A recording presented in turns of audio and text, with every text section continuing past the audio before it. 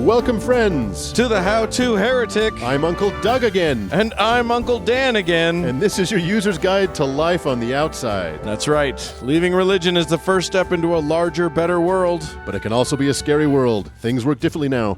Never fear. That's why we're here. We're your audio uncles.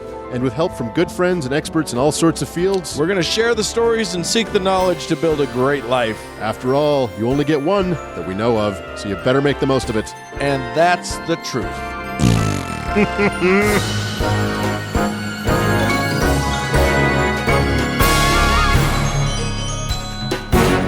Well, Uncle Doug. Uncle Dan. Welcome back. Thank you for having me back. It's just the two of us once again this week, as Uncle Mark is apparently dead. It's slowly being replaced by Uncle Doug. Every day, more and more. He should watch out. You're gunning for him now. I've always been gunning for him. Yeah. Uncle Mark is unfortunately deadly tied up. Yeah. By his current by the job that actually pays the bills. That's right. Maybe if we get enough patrons, we can keep him. Now, who wants that back? Don't donate to the show. Stop it. Uncle Mark will never come back. Stop it. Stop it, Doug. You're killing us. So today's a fun show. Yeah. You know who's today's show is sponsored by? Satan? We're getting it's a satanic damn show today. Father of ties. That's right. Lies. I'm the father of something, yeah. The Lord of the Flies. I am going to be telling us first a little bit about his self. And then you are going to take us not to Satan. Right? I'm going to talk about a religion. We're going to meet some people whose religion is entirely made up. Unlike all the other religions. Exactly. Yeah, like literally, of course, all of the religions are made up, but this one's really made up. Really, really, really made up. And then we're going to discuss a how-to. We're gonna help people with their all their devil problems. We're going to help you get rid of Satan without any holy water or priests. Yeah, you don't need to pray. You don't need to do any incantations. And no exercise, I promise. Yeah, exactly. All right, that sounds good. Let's do that show. Let's do it.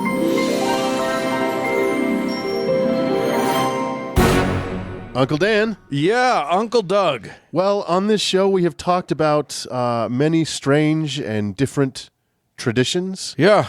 People, places, things, and vegetables. Yeah.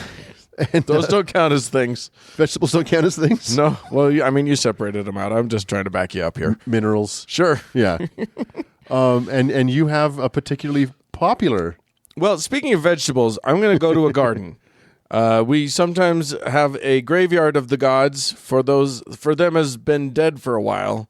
Yeah. But there are some gods and your lesser demons and whatever that are still around. That people still have lots of good belief in. They just won't die. That will not die. And I'm gonna pluck somebody from there. I don't know if you've heard of them. Well, do tell. Could it be Satan? And that's when the organ sound hits. Yep. And those of us who are our age will remember that. Oh my God, we're fucking old. That's a shout out to you. Who was that? Dana Carvey. Dana Carvey. Yeah. Dana Carvey, church lady. All right, I'm sure Dana Carvey listens to the show. Right? He's most definitely. He's a patron. Yes. I'm talking about the devil. Now, you and I we're actually going to go in depth on this devil guy, but I thought I'd give us some history of this cat. Yeah. Because there are all manner of lesser demons and whatnot, but the devil himself, he's the OG. Is red and scaly and carries a hay fork with a bifurcated tail. There you go. So the Bible definitely talks about the devil and calls him by many different names, including Lucifer, which some scholars claim is not a name but more of a description. Isn't it son of the morning or something like that? Yeah, or morning star is what Lucifer means when you break it down. So that could be the biblical devil's name, but also known as Beelzebub and Mephistopheles and the prince of darkness and the Antichrist and the father of lies and so on. Or just, your friendly neighborhood Satan. The devil. The devil. He's one of the first characters we meet in the Holy Book. Right. In the form of a serpent. Now, actually, that's a matter of interpretation because it never says that serpent is Satan. Really? It just says a serpent. All right. Everybody assumes that it's Satan because he's doing naughty stuff and talking people into bad things. But my understanding is that is just, if you just read the Bible, it just says a serpent. A serpent. Because we get God who creates everything, Adam who names everything, Eve who fucks it all up. By like doing the only thing a human would do. Eating an apple. Well, eating a fruit. A fruit. That is the fruit of the knowledge of good and evil. Right. Like, that's just how we work. And you're right, it just says a serpent. But then it says a serpent, but then after the fall, doesn't God curse the serpent to crawl upon its belly for the rest of its life? Yeah. Which would be like, okay. Which is a snake. That's how snakes work. It's not, however, how the devil works. So there's another reason to believe that maybe the snake was under the devil's influence. Now, other religions have all sorts of ideas about a similar thing. Judaism, strangely, is much less into the whole, like, there is a dude named the devil, or there's an entity that is the devil, and much more into demons. And they have a whole list of various demons that come at you, and they make new ones up all the time. The golem or what, Right.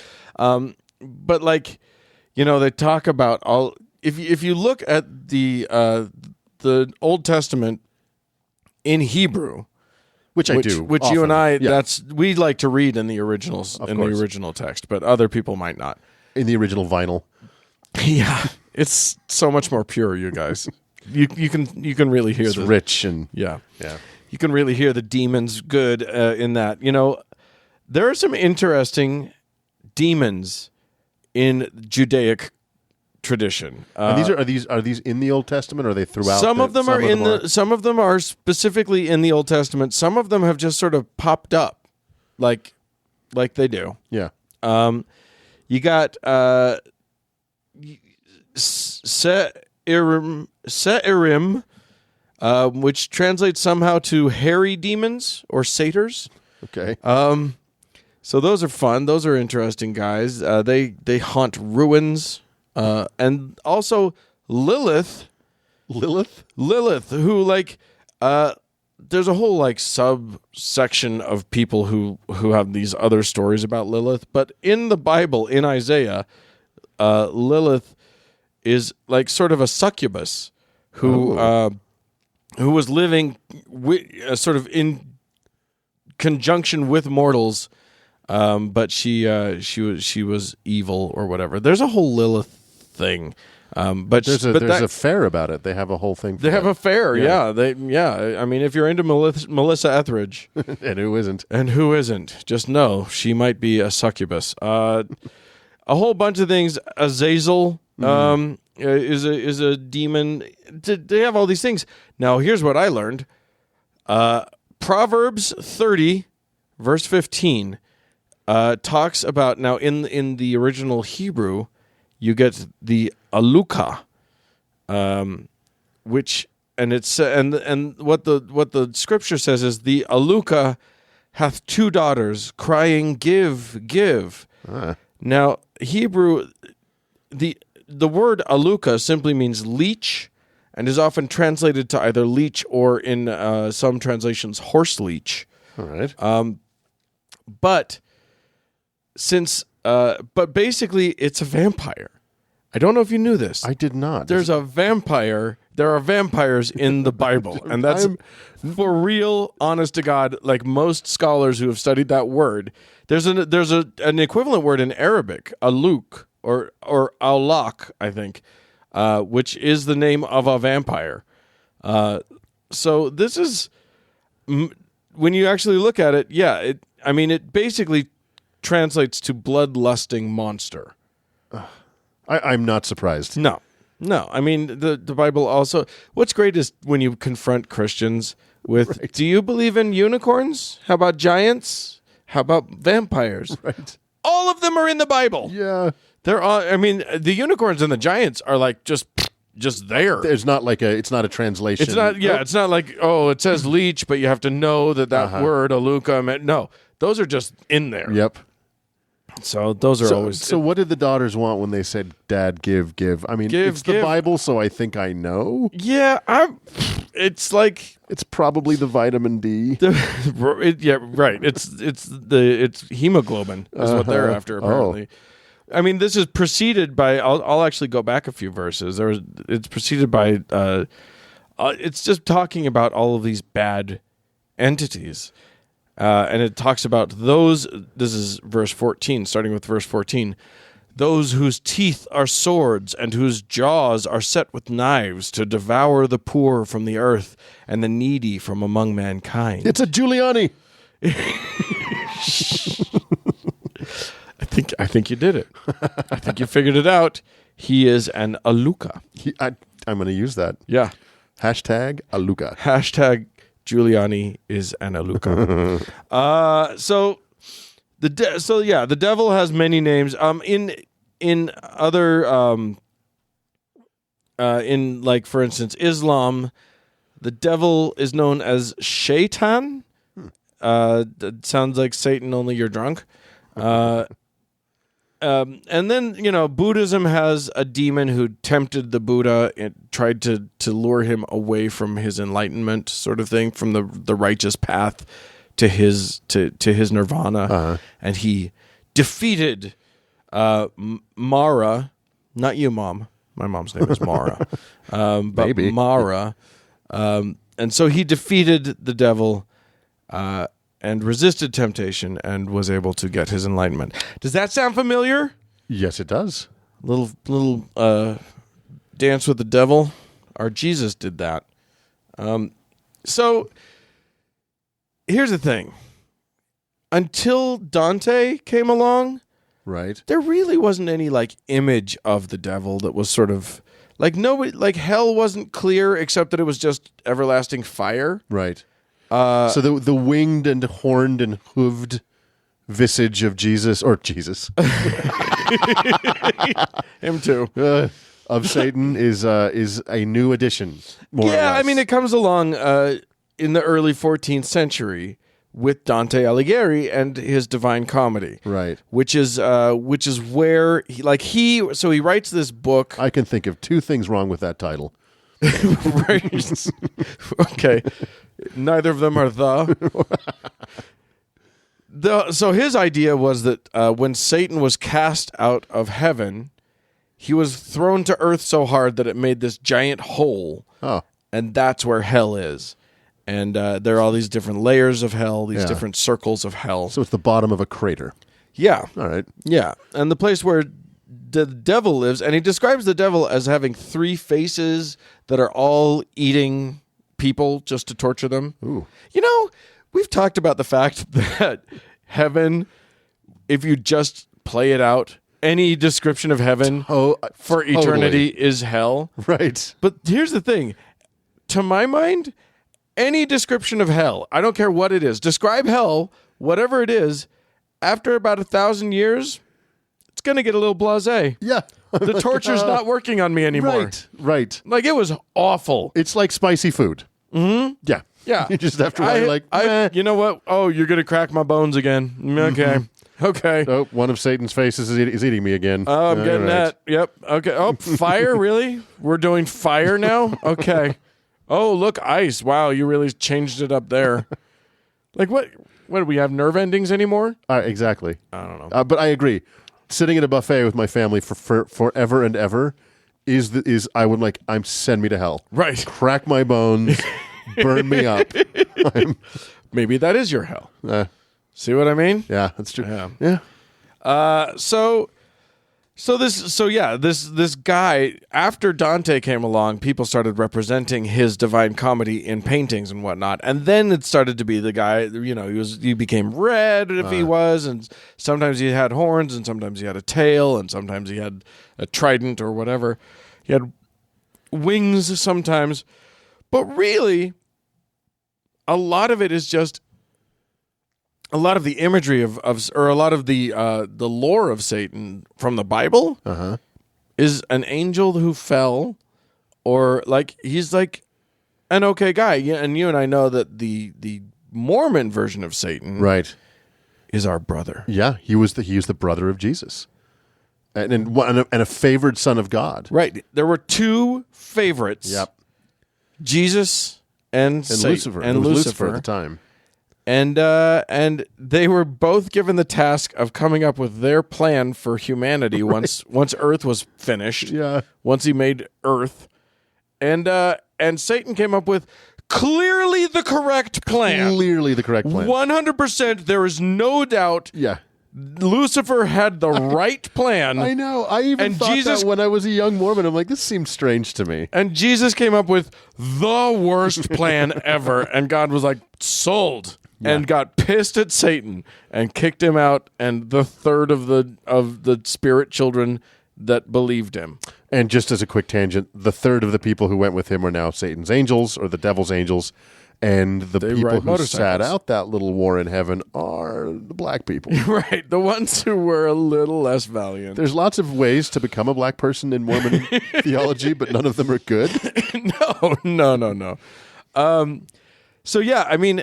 And we should explain what these plans were, because I just brought it up. Sure. So do you want to say what Satan's plan was? Somehow we had to get all of God's children through an earthly experience to get a body and then back to heaven. Right. Satan was like, I got it. I bring them down. I make sure all of them believe. They all get bodies. They all come back. Bada bing. And Jesus was like, nope. They've got to be tempted and suffer, and some giant percentage aren't going to get back here. Right. We don't tell them the truth. We hide the truth. Worst possible plan you can think of. Right. We make sure that they're flawed. Yes. Like and ignorant. Completely ignorant beings. Yeah. And then if they fuck up, fuck them forever. Forever. Yeah. And if they happen to be born not in Utah or Salt Lake County, right, in the late 1900s, they're fucked. Yeah, exactly. It's an amazing idea that Satan's plan of okay, why don't we just treat them all nice? Yeah.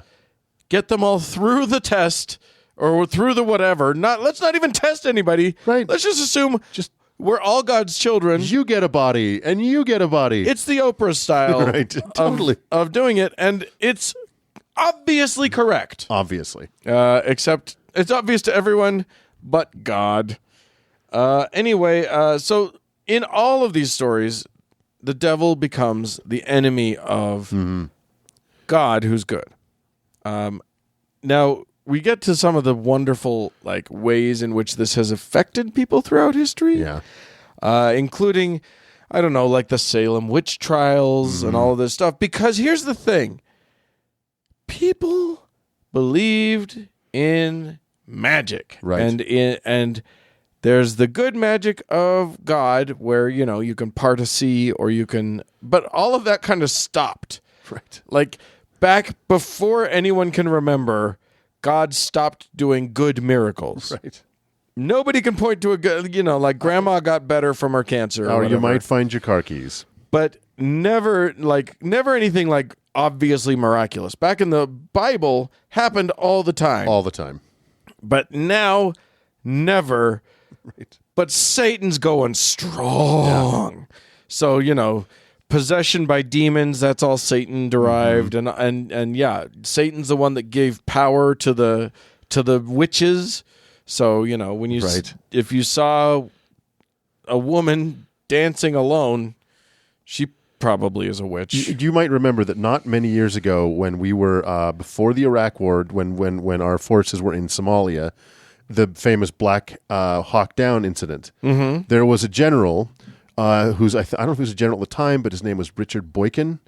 What a great name. Right. Dick Boykin. He went on to kind of have an evangelical career where he would go preach to audiences in his uniform, which he was constantly lambasted for, but kept doing it. Right. He took a picture, to him, I guess we'd call it a famous picture, from a helicopter over Mogadishu during that particular moment in time. And he says in there's a smudge that he claims is the devil flying over Mogadishu. And it's clearly photoshopped in because it does look, it's got little wings and everything like that. But I mean, this is not, to your point, this belief in in demons and the devil is still with us. And this is... Oh, it's potent.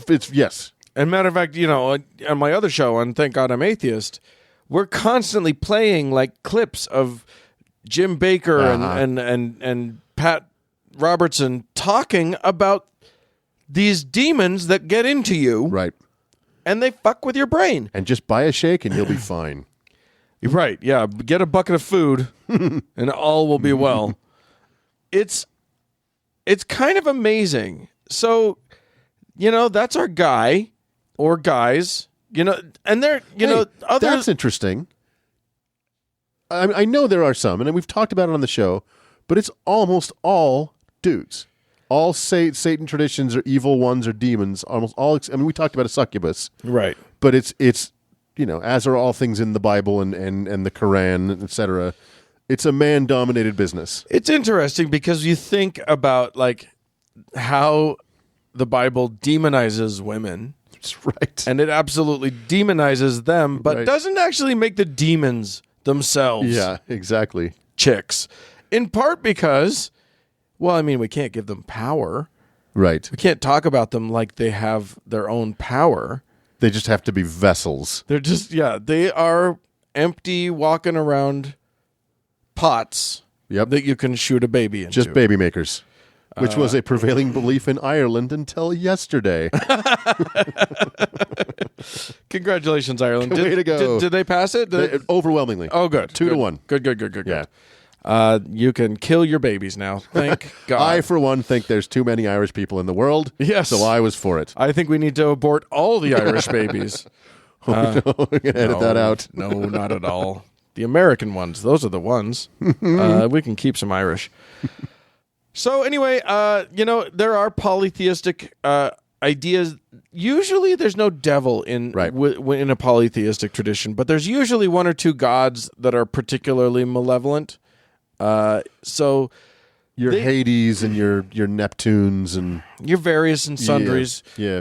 And so that's kind of what they do. But, I mean, you got to love the polytheists because most of their gods aren't good or bad. They're like good today and fuck you tomorrow. Yeah. And you never know what they're going to do. They're very, what would you call it? Human. They were created in our image. Right. It is true. Yeah, your harvest failed because a god out there doesn't like you. Right.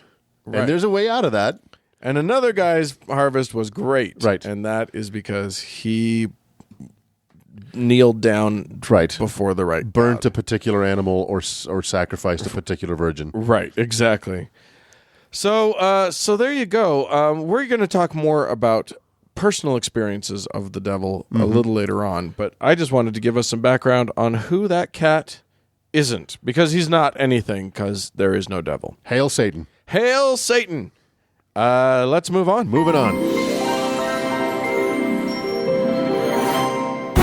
Alrighty. Hey, Uncle Doug. Uncle Dan. You're going to learn us some learning. This is a are we digging up a god? No, this is a meet the. We're going to meet some people today. Okay. And it almost could qualify as a graveyard of the gods because this god is made up, unlike all the other gods we've talked about. Right. All the gods are real, but not this one. But these gods are made up recently, and as we'll get to, there are some people living in their parents' basements who still who adhere to these gods. Yeah, this is more of a meet the. This is a meet the. We're going to meet a bunch a religious group. A religious group. And this actually occurred to me when Uncle Mark, the late great Uncle Mark, talked about an ancient dead god called Gok Tengri. Yeah, I remember in episode that. 33. And I actually joked about him not being the Klingon god. So I thought to myself, hold my banana beer, which is a callback to episode 31. Boom, baby. I got a lot of callbacks. This is a Meet the Klingons. Okay, now my understanding is that Klingons are a fake race of people from a television program. Well, to be fair, from many television programs. Sure. They are an alien species from different planet. From a different planet and a different time. We don't. I'm not going to go very deep into this rabbit hole because I guess you could call me a Trekkie. I like Star Trek, but I don't think that makes you a Trekkie. I don't think a Trekkie would call me a Trekkie. No. Like, I've seen most of the episodes of The Next Generation because I was a kid and there was nothing else to watch. I liked Next Generation. Me too. I can't do much of the original series. That or the Voyager or the Deep Space Nine. I don't have the energy for any of this stuff. Me too. Really. But I've enjoyed a Trek or two. Yes. And the movies are delightful. Mm-hmm. I hope we haven't alienated too many of your listeners at this point. Yeah, well, I think Trek people, Trekkers, Trekkies, I think they know what they did.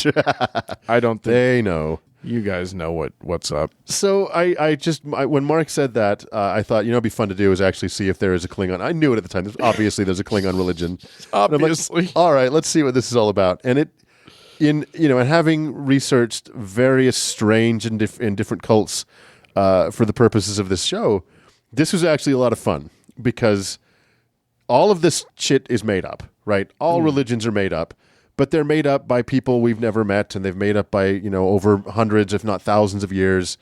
And it's improved upon, and it's honed and refined, over time. And in most cases, these religions have caused suffering and death, and it was a lot of fun to actually look at a religion that was like, okay, this is entirely made up. Probably nobody's died because of this religion. Some people have probably died alone because of this religion. Sorry, guys. This is why they have it. They go to the conventions. They meet each other. That's right. They can speak the language, which we'll get to. Oh my god! So the Klingon religion, the origin story is of a Klingon named. And I'm gonna murder this, I'm sure. So please don't write in. Just to do a lot of. If you are going to write in and complain about my pronunciation, it's Mark at How to Heretic. So the origin story, the first Klingon named Kortar, and his mate were created in a place called Klutu. They became strong, joined forces, and destroyed the gods who made them and turned the heavens into rubble and ash. They destroyed the gods who made them? Yes. Nice. Which is a great origin story. That is a good origin story. So this Klingon... I feel like we're almost to that point, not with us and our gods, but with AI and we being their gods. I feel like that'll happen. Yeah. Definitely. It has to. Yeah. Yeah. It'll be fun. That'll be a good time. Hopefully I'll be dead. Skynet. I, for one, welcome our new AI overlords. Yeah. So in Klingon wedding ceremonies, the following passage is read out loud. With fire and steel did the gods forge the Klingon heart. So fiercely did it beat, so loud was the sound that the gods cried out, "On this day we have brought forth the strongest heart in all the heavens. None can stand before it without trembling at its strength." But then the Klingon heart weakened. Its steady rhythm faltered, and the gods said, "Why do you weaken so? We have made you the strongest in all the creation." And the heart said, "I am alone." And the gods knew that they had erred, so they went back to their forge and brought forth another heart. But the second heart beat stronger than the first. Ooh. And the first was jealous of its power. Fortunately, the second heart was tempered by wisdom, and said, "If we join together, no force can stop us." And when the two hearts began to beat together, they filled the heavens with a terrible sound. For the first time, the gods knew fear. They tried to flee, but it was too late. The Klingon hearts destroyed the gods who created them and turned the heavens to ashes. To this very day, no one can oppose the beating of two Klingon hearts. So I guess the moral of the story for us is we can create AI, just not AH. It's the hearts. Oh, the hearts are the dangerous thing. That was cute. See what I did there? I see what I did there? I see it. The actual Klingon faith is most similar to the Viking culture of Earth. Oh, sure. Klingons follow the way of the warrior. It's a belief system developed by Kales, the Unforgettable, which is a name I had to write down. Yeah. They value honor above all else. If they die with a purpose, they're said to join Kales, who is has been the first Klingon emperor and a messianic figure in the way of the warrior in the Black Fleet of Stovokar, a paradise where battle and feasting can eternally be shared in one. Yeah, Sure. why not? And so this was made up for a TV show. I'm going Yeah. to reiterate all of the things that you've said so far are background for a TV show. For a television show. And as I was doing, the research for this, research in quotes, Yeah. all of the episodes were cited. I could just make Dan crazy. Just like you knew in episode 25 of Voyager. I'm like, nah. When Lieutenant Worf Yes. brought out his Well, battler. it's funny because in the original series, the Klingons barely appeared. In Deep Space, And they were just like black dudes. yeah, totally. In the Next Generation, Worf and his culture made some, and then in the Voyager and Deep Space Nine is where all these citations come from. Okay. Because that's where they got, I guess they decided they needed to backfill. Okay. So they have scriptures, a series of scrolls called Pak Bothel, or the Book of Honor. They have a coming messianic figure called Kuva Mag. Oh. Who is prophesied? Will come. Yeah. Okay. They have an afterlife called Grith Thor, where the dishonored go to suffer if they didn't die well in battle. It's the equivalent of hell. Oh. And then they're So like if you don't die that's only if you die in battle but not well. if you die in battle and you're fighting for a just cause, Right. you go to I won't go back and read it, but the Klingon heaven, Right. which is battle and feasting forever, Hurrah. which sounds actually kind of great. I like a good battle and feast. Sure. And if you're bad, you go to a Klingon hell where you are kind of in a purgatory state, but your relatives can go on a quest of honor and kind of buy your way out of that and get you up okay. to heaven. Sure. Yeah. Sure. So like if you die in battle, you're good. If you die like cooking a souffle, As Klingons are wont to do. you have to go to hell. Yes. Yeah. So Klingons would rather die in battle. All the gay Klingons are just like, oh my God, leave me alone. So there are humans alive now who are adherents to this faith. who have That are members of a clergy. There is a Klingon clergy Sure. that has membership that administers the Klingon religion on the Earth. Yeah, which 300 years before we meet the Klingons.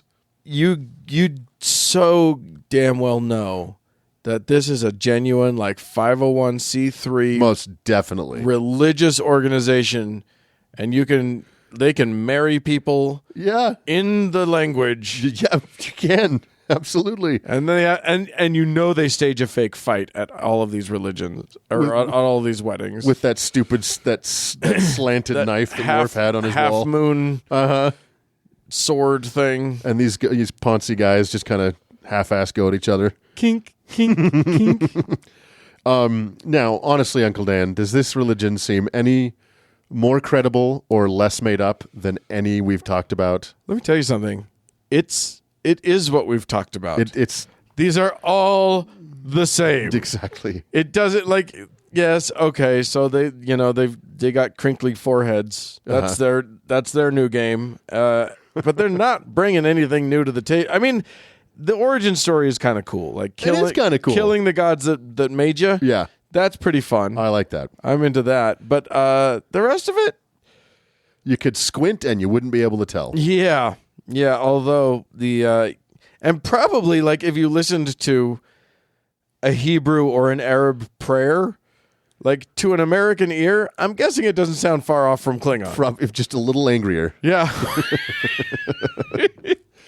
So I thought I'd put a little button on this by teaching you just a smidgen of Klingon. Oh, I hope you will. So the word hello Uh-huh. is nuchne. The word goodbye is jachlebe. You are so going to get emails. The thank you is nuchne. Uncle is tenuch. Oh, I'm glad you came up with that. And do you know what heretic is? Heretic. I assume you have to go like, but it's spelled the same. Okay. There you go. There you go. That is your Klingon religion. Okay, how do you say uncle? Technuch. Well, thank you, Technuch, Doug. Back at you. Technuch, Dan. Let's move on. Moving on. Well, Uncle Doug, we have to talk about some people. Have to. Well, I have to. I am obliged. We love to. That's right. These are our favorite types of people. The only ones who matter. The only ones who matter. These are non-Klingons, I assume, who have given us money, who have pledged to donate a little bit of coin every show that we do. They keep us hot and running, and maybe we'll eventually call Mark back unto us. So you can't have us both. But we can. That's what's great. Sometimes, anyway. So super big thanks to Suzanne, to Sarah Talk Podcast. I guess that's a podcast. Go and check it out. To Joe and to Sam. All of you guys are the greatest, the best people. This is currently this particular podcast's only stream of revenue. It's the only way that we can afford to do any of this stuff. So if you, ladies and gentlemen, would like to be a part of it, you just by signing up and giving us as little as you want per episode, or as much as you want. Go heavy, go big, go hard. Show us what you're capable of. Lean into it. We impress us. Yeah, we will be impressed. But for as little as $1 an episode, you'll get access to an ad-free version. If ever we run ads, it's guaranteed to be ad-free on Patreon. You'll get an early version of the show, so you get to listen to it before all the other unwashed masses, and basically you get to know that you're one of the best people in the world. Yeah. So who doesn't want that? Confirmation. It's right there for you. So thank you guys so much for all of your willingness to donate. It is keeping us alive, putting food on our faces, and we love you for it. Let's move on. Moving on. Well, Uncle Doug, Uncle Dan, when I was doing the research for the Satan thing that I did earlier, I went down a whole bunch of rabbit holes, but what I really landed on was that there's a necessity for those of us who have left religion. Mm-hmm. You don't just give up on sort of dogma and concepts and like the idea of a God. You don't just give up on God when you let go of religion. You give up on Satan too. Right. You must. And maybe that's even harder than letting go of God for some people. Yeah. Because Satan's the one that seems to have more sort of direct influence in your life if you were raised in part the way you and I were, or the way a lot of very fundamentalist evangelical types are raised. I think that goes to. I agree completely, and I think it's partly because the motivations or tactics of God are very inscrutable. They're hard to know. Yeah. They're mysterious. They're occasional, but the motives of Satan are clear. Right. And his tactics are clear, and his effect in your life is clear. Which is just to fuck you up. Just to mess with you. Which is amazing. And he is this... I don't know. So let's talk about how to get rid of Satan. Now, talk to me a little bit about who Satan was to you when you were a believer. Maybe as a child, maybe as an older believer. Who was that person? Well, as we mentioned earlier in the show, in the Mormon dogma, Satan is, like all deities, is a man. Yeah, he's a man of flesh and blood, that would look a lot like us if we saw him. Yeah, and so once I was old enough to conceptualize anything about religion, God was certainly human-like, but exalted and distant, but Satan was real, and he was a guy, and he knew who I was, and he wanted to mess with me. You know, like knowing that you have an enemy, someone who doesn't like you, but who's powerful beyond imagination. That's kind of a messed up thing right there to tell a kid. I agree completely. You have an enemy. Yeah. You're 8. You have an enemy. Yeah. Who's trying to fuck with your entire forever. He knows your name. He knows your weaknesses. He knows where you live. He doesn't sleep. And every now and then he tickles your cock and your bum, and then you feel like you have to do a thing, and he ruins your life. Yep. And from the wellspring of Satan is obviously in religion where all guilt comes from. Yeah. Right? He is the constant malevolency that you must live with, that if you occasionally stray into, that is where your guilt resides. It's amazing. When I was a kid, I was, really quite young. I couldn't tell you how young I was, but, 8 or below. And I went over to my friend Brian's house. He lived in the neighborhood. And I saw his bike, and I took it. I thought the story was going in a different direction. Nope. Right. His bicycle. Okay. And I took it. Yeah. And I rode it around the block. That was it. And then I brought it back to his house, and he was there as I was pulling up, and I was like, I literally said, "The devil made me do it." No way. This was my excuse. But here's the thing. I don't know why I did it. When I was then, I had no idea why I did it. Right. So that was as plausible an explanation as anything to me. Because the devil makes so much sense when you see how fucked up people are. Right. And I don't mean fucked up in the I'm not talking about people who have mental illness or whatever. I'm talking about everyday average people, you and me. Sometimes we know we shouldn't do a thing. Right. Even as grown people with strong moral compasses, every now and then you just fucking do the wrong thing. And that's where guilt comes into play as a positive force. Guilt can, if you do something bad, you call someone a name, you know what I mean? Like you see the effect it has on somebody and you feel guilty. That is a positive. That's a good thing. And the danger that Satan represents is the corruption of guilt. And the misapplication of guilt to things that don't matter. It was good that you saw your friend and you realized, like, oh, I took something that wasn't his. That wasn't mine, yeah. It wasn't yours. And you felt like, oh, shit, I've got to cover for myself because I did something wrong. Right. And Satan's the perfect cover. And I felt terrible. Here's the thing. I'm not sure I'm going to go with you on this whole guilt is good thing. Oh. Because I think a sense of responsibility is good. Sure. I feel like guilt is kind of like shovel and smoke, because a person can just sit there in their feelings of guilt and still not take responsibility, still not do anything with it. That's a fair point. And so I don't, because fuck guilt. I don't like shame. I don't like guilt. I don't like any of those things. I like responsibility though. Right. And I like sort of taking stock of oneself and owning the shit that you've done and making it right in whatever way you can figure out to do.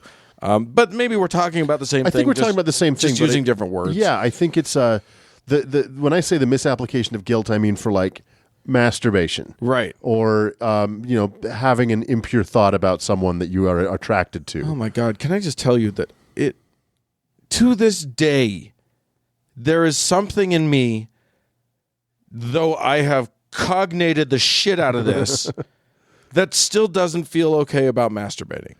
Most of me is great about it. And Lord knows I do plenty of it. Right. But there's something in me that still feels bad. Right. What the fuck? What the actual fuck? Honestly, we as humans have enough shit going on.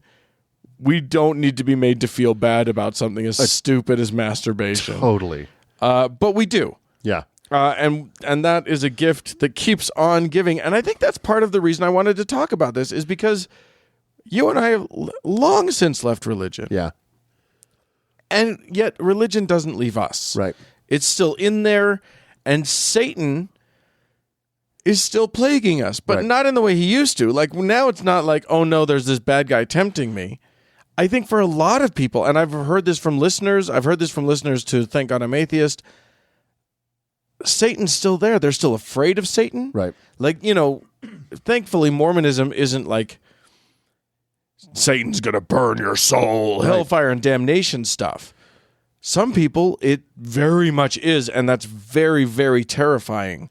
And then they leave the religion, but this shadow of this scary, scary beast that they've believed in since they were children, that's been pounded into their heads, Right. still there. See, maybe that's the fundamental danger of it, is that it's probably evolutionary that we fear danger, right? That makes sense. Yeah. And you always, as a child, you were always, it was pretty easy to leave behind the Tooth Fairy or Santa Claus, but it took a lot longer to leave behind the clown under your bed or the monster in your closet. Right.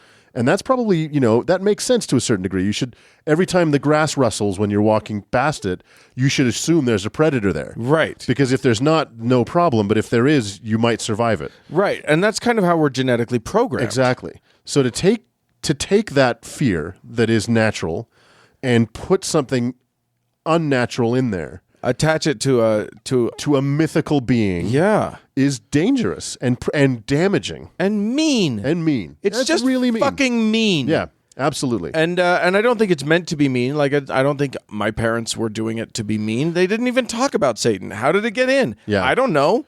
It was just so present in the zeitgeist of Mormonism, of Christianity, of whatever, Right. that it's just there. Like, then these evangelicals down in the South have these hell houses or whatever. Like literally, ladies and gentlemen, nieces and nephews out there in listener land, if you still have Satan issues, that's okay. Yeah. Like forgive yourself, because this shit is deep, and the tendrils of the Satan belief run much deeper than those of God belief. Well, and let's you mentioned that not everyone's doing it in a mean-spirited way. Sure. And surely that's true.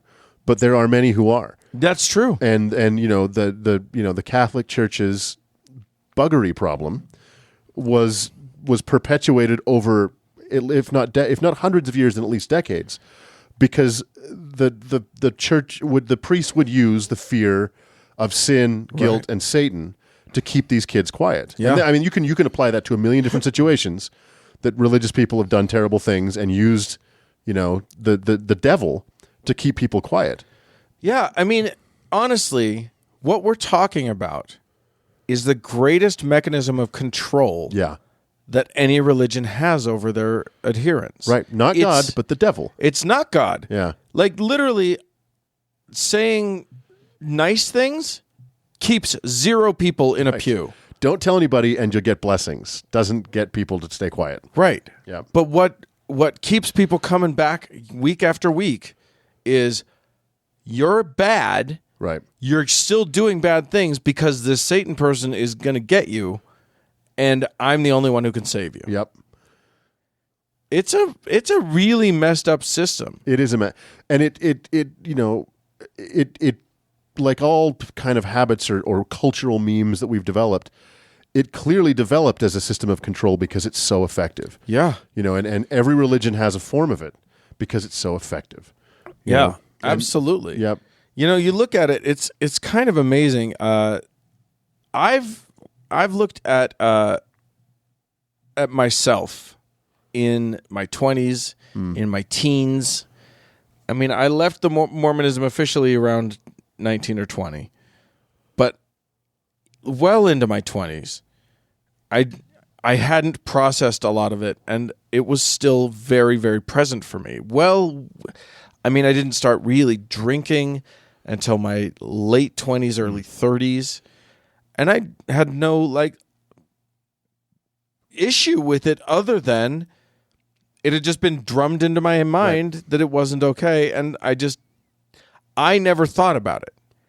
And I think that's part of the key for me. And I'm going to ask you about what keys you might have for getting rid of this stuff. But for me, I had to go through piece by piece everything like I had to catch myself, which is tricky because it's very subtle. It's all in sort of the back of your mind.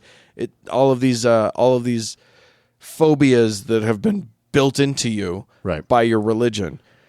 But you have to go piece by piece, and you have to look at it. You have to look directly at it and say, wait, seriously, is playing with my penis, my own body, is that bad? No, I don't think it's bad. Well, why am I feeling bad? And you have to like go through some serious thought Right. before you're going to get anywhere near being okay with any of this stuff. At least it was for me. I was a very serious believer, though. Yeah. And As so was I. Yeah. And so, yeah, you and I are the same in that way. I think a lot of people, like, I talked to my wife about it, and I was like, was Satan real for you? And she was like, well, this is a concept. Yeah. And I was like, were you afraid of Satan? Well, I mean, it was supposed, but she wasn't a serious believer Right. in any of it. She just sort of had this, it's what you do sort of belief. Yeah. But I had a take it to heart belief. And I think when that happens, boy, getting rid of this stuff, I had to go piece by piece. I had to go through each little thing. Like, is drinking a sin? Well, I mean, I didn't think that drinking was a sin, but I hadn't looked at it yet. Right. I hadn't sat down with myself and gone, why are you not drinking? Right. Oh, is it because you actually still have some of the vestiges of this old belief coursing in you somewhere?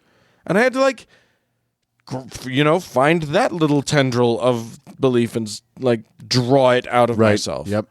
It's hard. It's hard, and it's hard too because as you go through that process on a personal level, because it's such a personal journey to leave religion. Yeah. And your hang-ups will be sex and masturbation, alcohol, free thought, not going to church on Sundays, all of these obstacles. Mm-hmm. But you are progressing down that path yourself while you're probably diverging from friends and family.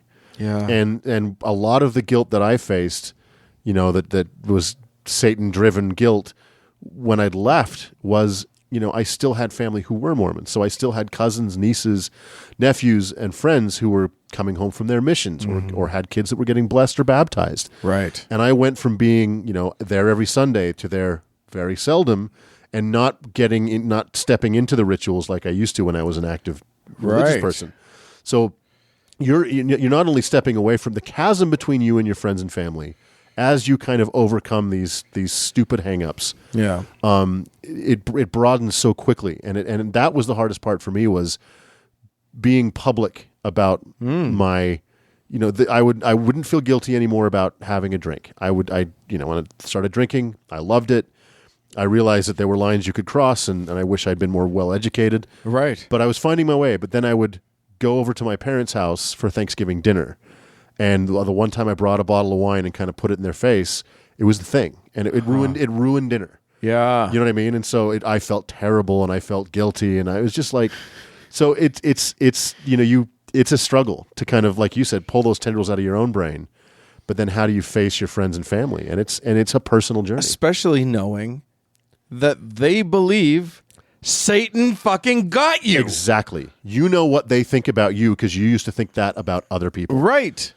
Again, Satan's actually trying to fuck with you through them. And the pity and the sorrow they feel in their face, they demonstrate in their faces. Oh my God. You're like, oh God, I used to look that way at my friends when I found out they would drink. When I found out that is a delightful moment when you realize what a prick you were. Totally. As a believer, and you go, oh shit, I said that to somebody else. I judged a girl who I found out had crossed a line with a boyfriend or something like that. And it's just like, oh, and you feel guilty about that. Yep. That's the thing where, like, yeah, there are a few people that I should probably, like, track them down and be like, hey, guess what? I was a jerk to you. I have done that. I thought I was being nice. Mm-hmm. Yeah. I've done that to I was a holier-than-thou prick in high school. Mm-hmm. And I had friends who didn't follow that path, and I was less than good to them. Yeah. And over time, I've, Facebook, we all went through that spasm when Facebook came out. Yeah. I'm like, hey, I'm really sorry. You were drinking in high school, and I treated you like shit and judged you, and I feel really badly about that. And they're like, don't worry about it. Yeah. It's all good. Let's get a drink. Yeah, exactly. And that's nice. You get a new drinking buddy. Yep. Everything's great. Well, I mean, I think there's a lot more to this conversation. This is a long term thing. Maybe we'll bring Paige in on it at some point. But I do want to open this up to our listeners because if you guys, Doug and I have our own experiences with Satan and with sort of extracting Satan from our experience of life. Mm-hmm. But you guys have had your own thing, and so we'd love to hear from you. You can write to us howto@howtoheretic.com or tweet at Mark, which won't do any good because he's buried right now. The Canadians have him, and I don't think they're giving him back. Let's hope. One can dream. Yeah, but write into us, or go to the Facebook page and send me a message on the How to Heretic Facebook page. We just want to hear where you guys are coming from with your experience of Satan, because it's a real. The more I think about it, the more I think that's the real experience of most religions. Yeah. Is the enemy, the fear of hell, this fake enemy, rather than the desire for heaven. And how fucked up is it that you have a scapegoat to blame all this bad shit on, but you don't get to blame him. No, you have to blame yourself. Right. But there's somebody actively trying to make you fuck up all the time. Right. It's the worst. And how hard would it be to be Satan? You have 3.5 billion years of evolution on your side, trying to get some 14-year-old kid to masturbate. Yeah, it's easy. I'm going to win that one 10 times out of 10. Every single time. Yeah. Let me tell you, except with your brother, who for whatever reason didn't masturbate as a young person, that blows my mind. Yeah. Nieces and nephews, friends and family. I'm just going to testify. There's no Satan, man. There's nobody bad out there. Amen, brother. There are bad people. And there's not even bad people. There are people who do bad things. Correct. And that's everybody. Right. And the best you can do is try to do fewer and fewer of those bad things and make amends when you fuck up. I said this to you earlier when we were chatting. It's empowering to me. It was always empowering to let go of this perfect being that I was trying to aspire to, and let go of this perfect malevolency that I was trying to run from, and realize that I am, for good or for ill, however sloppy I am at it, I am the master of my own fate to a certain degree. Yeah. Certainly more than I thought I was as a religious person. It's all your fault, yep. and you get to take all the credit. When I do something great, I take credit. When I fuck up, I got to fix it. And we all do it. Yep. And you know what? And literally, it's just, that's all there is. Nobody's trying to fuck with you. Nobody's trying to ruin your life. Nobody's trying to take you to hell. No. So go out there and enjoy your lives. And maybe we'll just leave it at that. Hail Satan. Hail Satan. Goodbye.